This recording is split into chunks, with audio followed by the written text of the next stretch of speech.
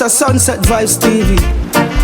Raw. And we can tell our own story, and so we continue to work towards economic independence.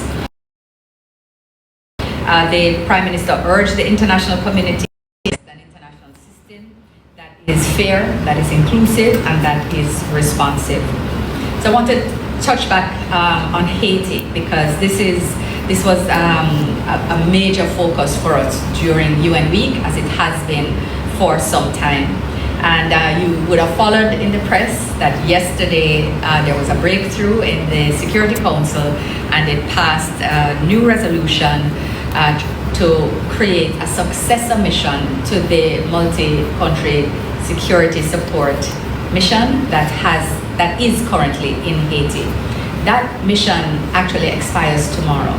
So it was absolutely critical that a vote be taken and that we have an agreed way forward that would not leave not only Haiti at odds as to what next for us, and is the international community leaving us behind, but it's also for the forces that are there to ensure that there is a next chapter, a next phase that is UN-backed and that will have resources in order to ensure that we do our very best.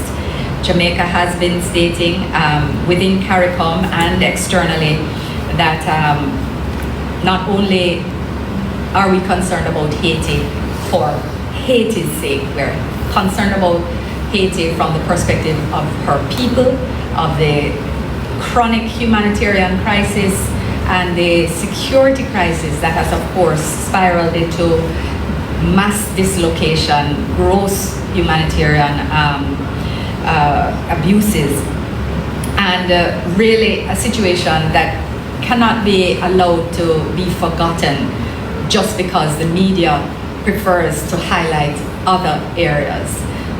It must be that from solidarity and also proximity and Jamaica's concern for regional security and our own national security interests, that we do our best by our brothers and sisters in Haiti. So we have been advocating for support for this new transitional, not the transitional mechanism, but a new mechanism, a successor mechanism, as well as the establishment of a new mission office, UN mission office in Haiti, which will allow for more predictable funding and more systematic support of the mission that is deployed there. It means that now there is more discussion to take place, more planning. PS Meade, PS Silimonteith, Ambassador, we're on it already. We're already in discussions. Jamaica has agreed to be a part of the group of standing partners. One of the countries, member countries of the group of standing partners that will be a part of the planning and the standing up of the new gang suppression force, as well as the monitoring and engagement as between that force and the Security Council. So again, we very much had affirmed the need to ensure sustainable, predictable resourcing of the force by all international partners. We take note as well that this mission is intended to work in parallel with the OAS roadmap for Haiti's return to stability and security, which focuses more on the humanitarian aspects. And guys, I really encourage you, research these matters. The OAS roadmap, remember OAS charter doesn't allow it to engage in security missions, but the UN does under Chapter 7. So recognizing that the issues are so multifaceted and that our region is particularly challenged from a resource perspective, while not from a will perspective. So the aim is to try to bring those processes together and see how best we're able to work as a world and as a hemisphere to help Haiti with Haiti's own ownership of its governance and priorities to return to stability and indeed constitutional order. Beyond this, sorry, I'm just having a little technical issue here and I don't want to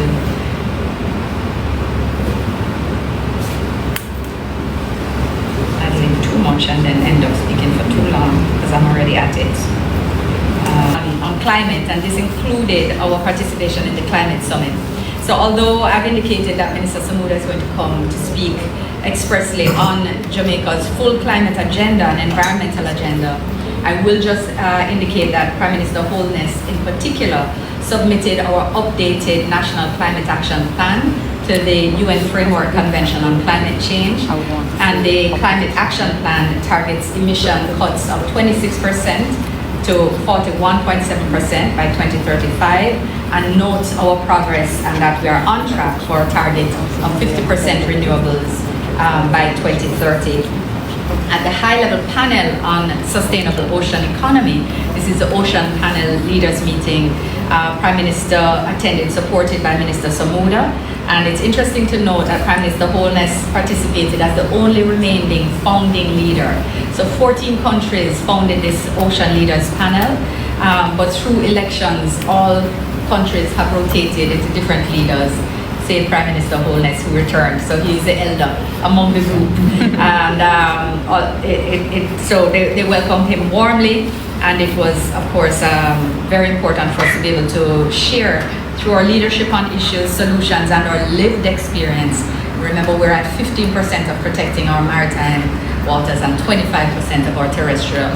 So when the world is speaking about bringing countries on board to agree to the 30 by 30, we are already working at 30 by 30. We're halfway there for marine and well on our way for terrestrial, and we will get even further. But in doing these things, in all of this work, we also recognize that championing sustainability of our oceans, which will sustain and support climate stability and biodiversity, it will also create jobs. New jobs, new areas of interest for young people. You come out with a degree in climate or in a niche area looking at the environment, but then there are no jobs because the NGO space is small, and you end up doing a job that doesn't fill your heart because you know what you want to be doing is working for a greener, cleaner, more beautiful Jamaica. And now with a new ministry, that it is being established, and as we look at trying to expand the institutionalization of how we treat the blue economy, that these are also knock-on effects, very special knock-on effects that help to grow the economy that Minister Morris Dixon was speaking about. We also, of course, in that moment, were able to build on Jamaica joining all the world leaders who have now participated in more than 60 ratifications of the BB&J agreement, taking us past the threshold for it to come into effect. And this will occur in January officially, but now we're past. It required 60 ratifications in order to come into effect, so we passed that, and that is absolutely something to be welcomed. As for myself, as Foreign Minister, participating at that level, Jamaica was present to celebrate the 30th anniversary of the Beijing Platform for Action for the Empowerment of Women and Girls, which was absolutely wonderful. And there were 3 events lined up around that as well, with the Women Rights for All, that helped for networking with women in business, politics.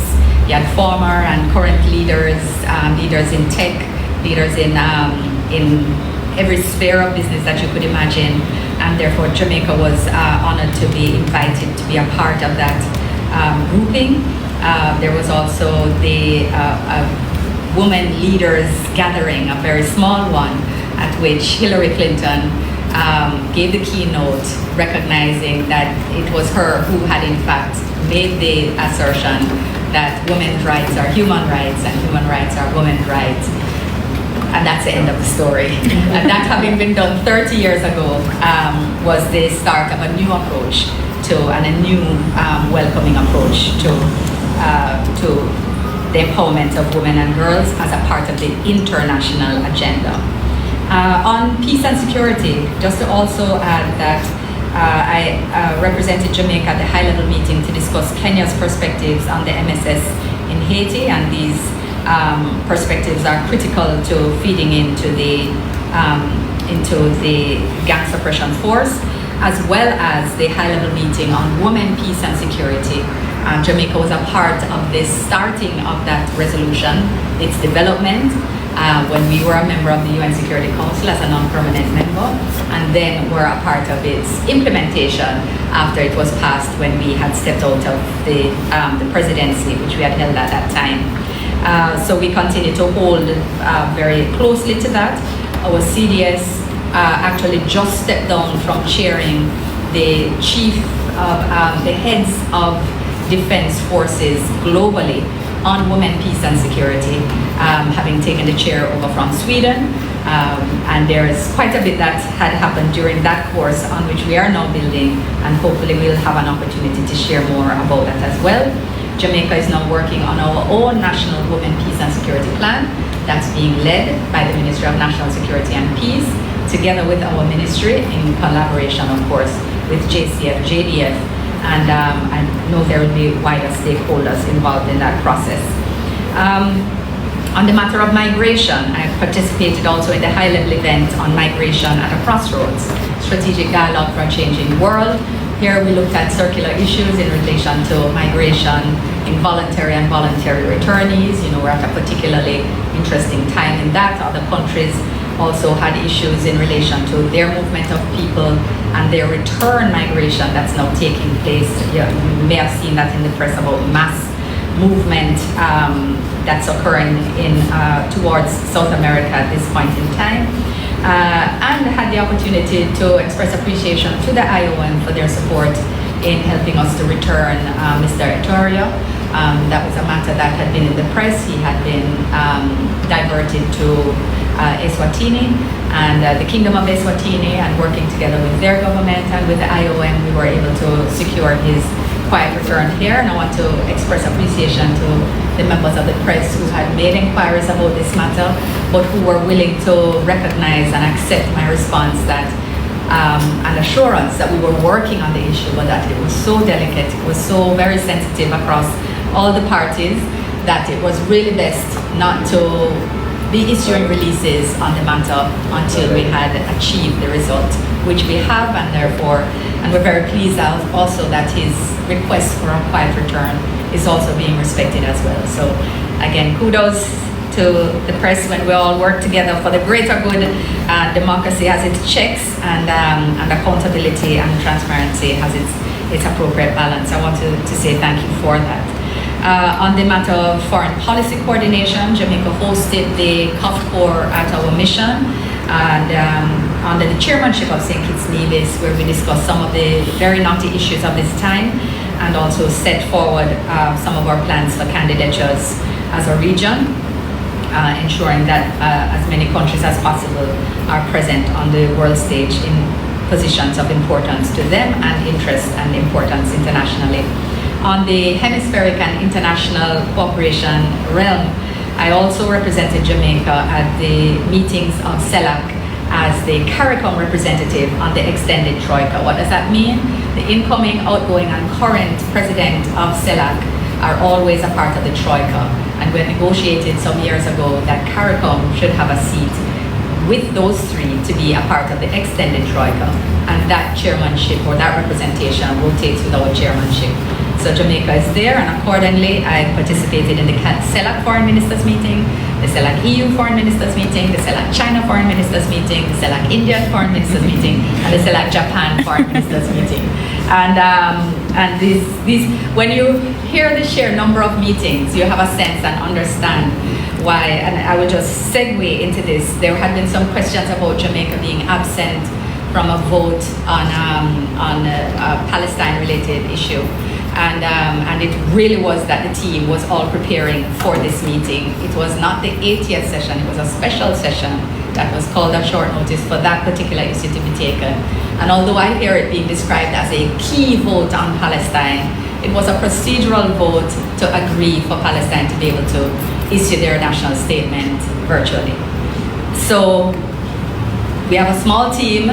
No one was able to go there. There was never any risk to the vote, and it did have the mass approval as had been expected. I see that people are trying to use it to say that there's a divide or silence or that we're inconsistent, but honestly, as a small country, what we're able to do and what the team in New York is able to do, I'm so proud of them, and I could never diminish the work that they do or that they did in preparing us all. 4 ministers, 3 ministers and a prime minister to attend in all of the meetings, which I'm not even listing all here, for us to ensure that Jamaica is impactful. I think sometimes maybe we need to take a broader and more, and yes, maybe that's the word to use, but maybe ask a few more questions and then exercise a little more proportionality in terms of the weight that we attach to issues. Again, in deepening multilateral cooperation, as I said, we're there. I also represented Jamaica at the high-level meeting of the like-minded Global South countries and friends. This was convened by India, about 30 countries, there to share our views on some of the challenging issues and how we can navigate. The 18th Global Governance Group, that is the 3G Ministers meeting chaired by and convened by Singapore, which ensures that the current, incoming and former present chairs of the G20 are represented at foreign minister level, and as well as the UN and several other countries that share perspectives that we wish to be addressed in the context of the G20. And as I shared with you before, Prime Minister Holness has been invited to participate in the Leaders Summit of the G20 in November. And so our presence there was also to speak to some of, well, how it is that we ensure that our priorities, the priorities of CARICOM and small island developing states as a whole, are carried forward into the G20 meeting in November. I also attended and spoke on behalf of Jamaica at the G20 Foreign Ministers meeting, which was held in the margins of the UNGA under the chairmanship of South Africa. And it was a good opportunity to just engage again informally with Minister Lamola prior to our heading to Johannesburg, and to just having some informal fraternal exchanges. SIDS and financing, again, part of our agenda always. The roll-up to COP, but I won't touch on that, or health and wellness any further. Bilateral meetings. Prime Minister, of course, met with President Ruto to discuss not only Jamaica and Kenya's bilateral engagement, but also the matter of Haiti. And undoubtedly, there will be more to be said about that in short order. Similarly, Prime Ministers Holness and Carney, Prime Minister Carney of Canada, also had their first in-person exchange, which was again very useful and important, and we will have more to report on that hopefully in a couple of months. And in respect of Norway, Prime Minister Støre, who is also the co-chair of the Ocean Leaders Panel, and myself, as Foreign Minister, met with my counterparts of Portugal, Singapore, Monaco, Philippines, and Cuba to discuss matters of mutual interest and geopolitical issues as well. Diaspora engagement, always a part. We weren't able to do a full town hall arrangement this time because of the short notice and some other unavoidable challenges. But we were wonderfully joined by Ambassador Anderson, who is our new ambassador to Washington, who joined Ambassador Wallace and myself and Prime Minister for a great evening with a grouping of members of the Jamaican community. So it was good to be able to provide some updates and take tough questions, as always, and to discuss avenues for deepening diaspora partnerships and boosting investment for national growth. On the matter of the war in Gaza, just allow me to touch on that quickly, because I issued late last night a response in the press to... Guys, please listen to this, it's very important. ...a statement that had been issued saying that Jamaica's silence on this issue and our failure to exercise solidarity with Palestine, that, I hear people uttering adjectives about it being embarrassing, etc. In fact, there is a learned individual who actually said that, and I don't know, maybe what I heard was edited text, but he said that it was embarrassing that developed countries like the UK were present recognizing Palestine while Jamaica was in hiding when Jamaica recognized Palestine last year. So I really ask sometimes when people want to discuss matters that are of national, have importance for national reputation and global reputation, that whether they are doing sufficient research and making sufficient inquiries about these matters, and you know, or their sister head, Prime Minister Motley, spoke in her statement about a crisis of truth globally, and a lot of people have really hearkened to this concept, this crisis of truth.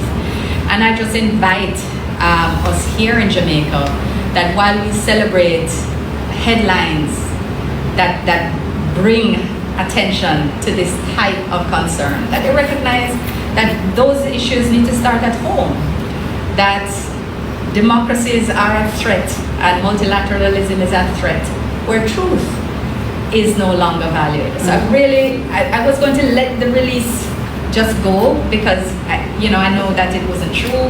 Prime Minister spoke on the matter, and I have repeated in the press what he had said. We recognized Palestine last year.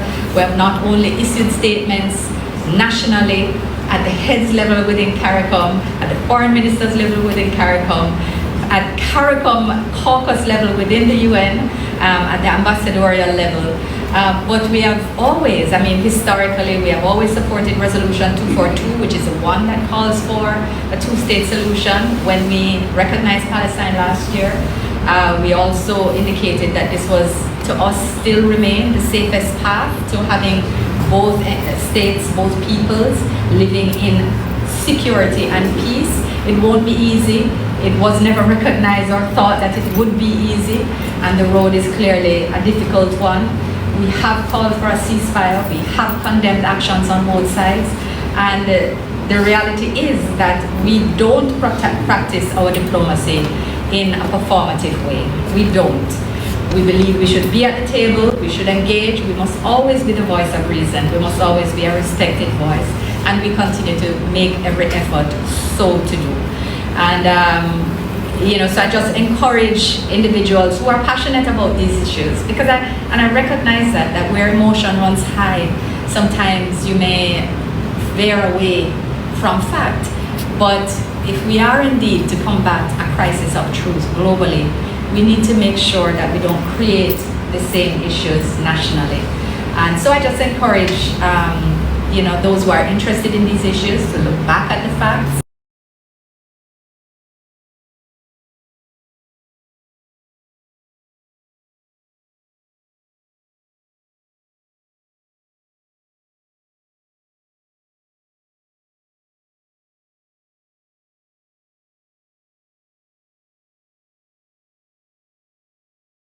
Don't go yet.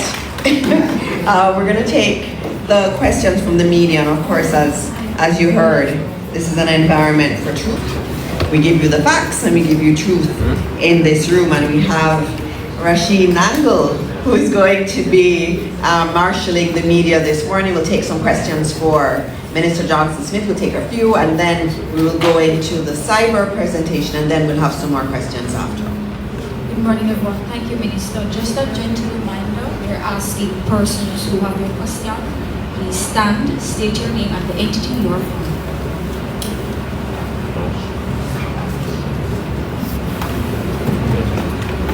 Morning, everyone. Mahir Stewart, Nationwide News here. A question for Senator Johnson-Smith. In terms of the meeting, the Consulate General meeting in New York with the diaspora members, could you just expound a bit on what kind of concerns and just things in general were raised by the members of the diaspora and what the response was from the government? As Minister comes up, I know that I saw Minister Abka Fitz-Henley. I don't see him anymore. I don't know if he's still in here, but he was here, and I just wanted to acknowledge his presence today. In his absence. Yes. Abka, make yourself known. Thank you very much for the question. So, surprisingly, most of the questions surrounded health infrastructure. The very, very first question was about the government's approach to mental health in light of the suicide of Tyra, of blessed memory, and what is our approach on the multilateral agenda in respect of suicides and mental health. Another question was about health infrastructure and the availability of resources. The other question was about the ability to donate, what our philanthropic, what processes can be even further improved, and in particular around the reduction of costs and the waiver of more levies in respect of philanthropic donations by the diaspora. There were questions about business, about investments, and about making it easier to invest. And in fact, some positive feedback was also provided, in particular on health donations and the process for health donation, as opposed to other more broadly, broader categories. So it was there were actually different questions around those themes. It seemed to be a great area of concern. There were also commendations for progress that had been made in terms of crime and security, and that this was in fact encouraging more of them to explore purchasing homes and second homes here, and also more considerations about return.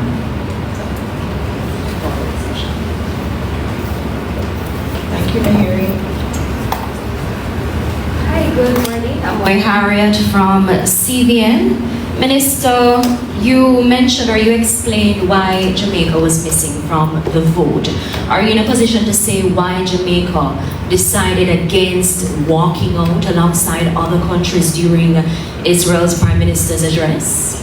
Yes, and I've actually said so publicly already. I am happy to repeat that this is not the practice of Jamaica's diplomacy, that we prefer to listen, to be at a table, to engage, whether we agree or disagree. As I just stated earlier, that we are not performative in our practice of diplomacy. The walkout, as I understand, it wasn't even a walkout by the whole UN. UN is 193 members. I think the greatest estimate I saw was 70. I'm not sure at what level. And as I stated before, we're not judging countries who choose to act in this way. We're not criticizing them. That's their choice. But the reason Jamaica, or one of the reasons that Jamaica is always a respected voice, is because of our willingness to always engage. And that is something we don't resile from. We are not a chest-beating administration. We're not ego-based, we're not image-based, and we are really focused on solutions. So we called for the things which we believe are important, as we have continued to, and being present, or rather not being present, would not have advanced or harmed a position in any way. So I cannot explain anymore beyond what I have already stated. All right, thank you. Minister Morris Dixon, my next question is for you. So there was a recent report from UNICEF which stated that for the first time in history, the global prevalence of obesity among school-aged children and adolescents aged 5 to 19 surpassed that of underweight in 2025. Now, Minister, within the last few months alone, you've spoken extensively about nutrition in school because, as we all know, hungry kids can't learn, right? But what concrete measures are being put in place to ensure that Jamaica isn't trading one problem for the next? So in this case, we're trading hunger for obesity. All right, that's a very good question, and as always, I acknowledge you as a Prime Minister Youth Awardee. But the question around nutrition is a big one, and I think if you listen to our Minister of Health, he's always talking about the issues around nutrition and also just non-communicable diseases. There's actually something that was quite surprising to me recently. I met with an expert on dementia. We think dementia doesn't have anything to do with children, right? And he was showing that the data in the Caribbean is showing that we're one of the highest prevalence for dementia. But the data also shows that dementia starts from when you're in school. And so the things that we're doing in school are very important if we're going to have these children live long lives. And so the issue of nutrition is very, very important. We have our school nutrition policy now. And what we did over the holiday, and our PS is here, we worked with the cooks across the entire system. We brought them in, they did training, and this is not just regular training. It was actually one of the things on my list that I didn't go through, so I actually have a whole long section on it right here. And so 300 school cooks across Jamaica were trained by Heart NSTA, and it's called the Range Cook Job Qualification. And what was happening here was that we were teaching them how to provide nutritious meals. And so it's not chicken and rice every day. So what we've done is to do new menus for the schools. We've also looked at innovative ways to deliver vegetables. So even with young children, when they see the green things, they don't want it. And so we were teaching them how to hide the nice vegetables in their food.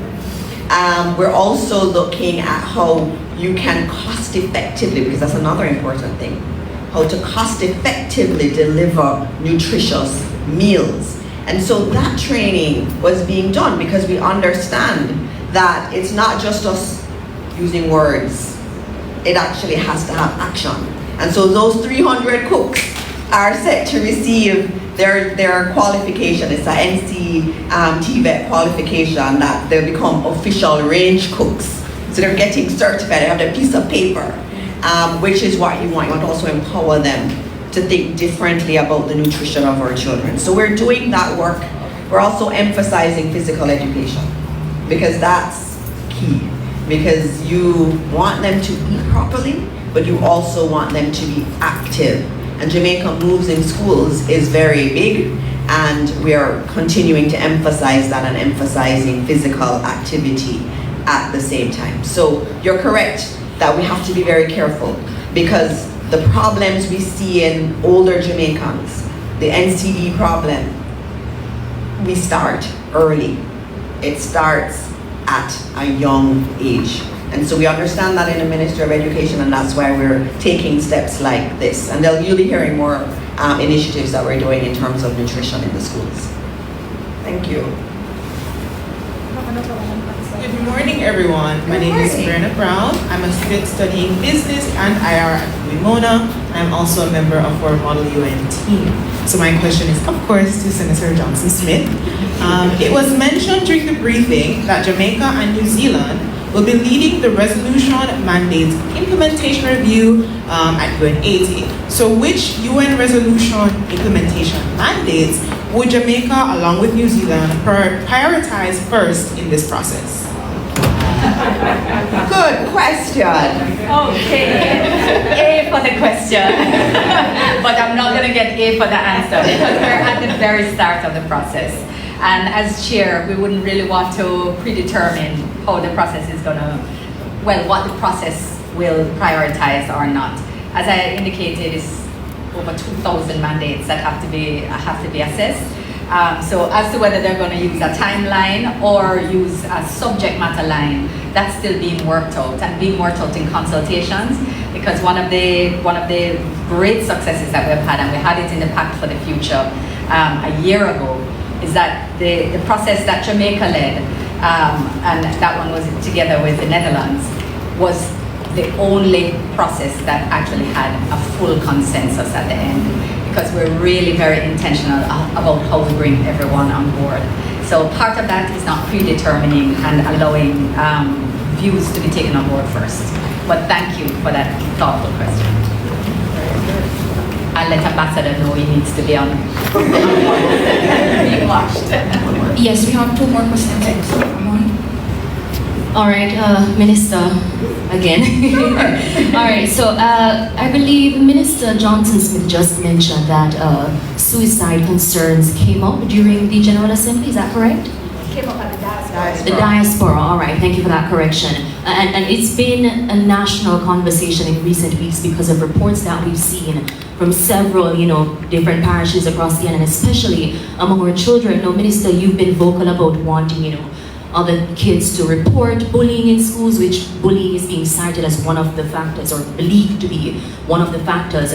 But to borrow the term used by the JTA, what targeted approach is being implemented by the ministry to address this issue of bullying in schools? All right, I'm going to start, and my PS can also join and add to it. Bullying is an issue. And one of the things I'll say to Jamaica, go back to the manifesto.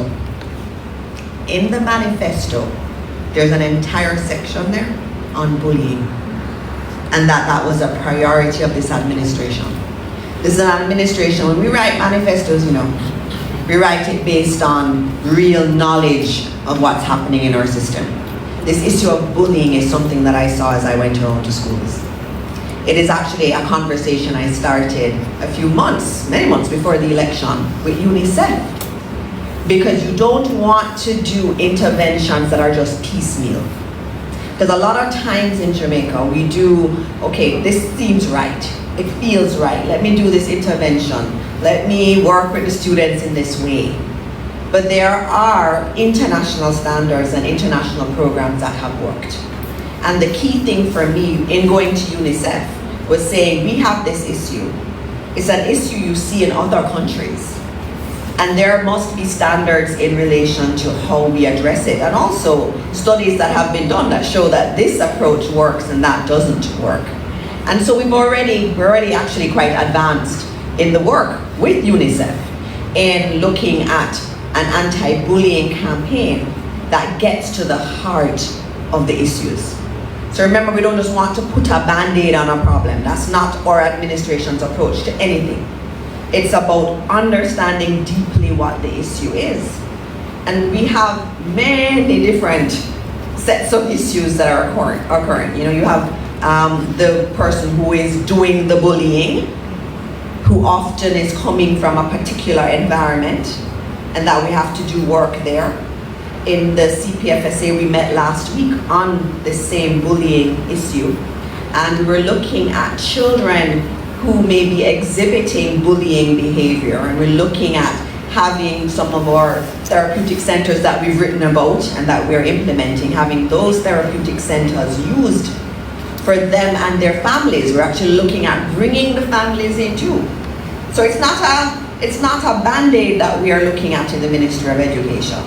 We are having a mental wellness week in our schools where we're going to open up and talk more.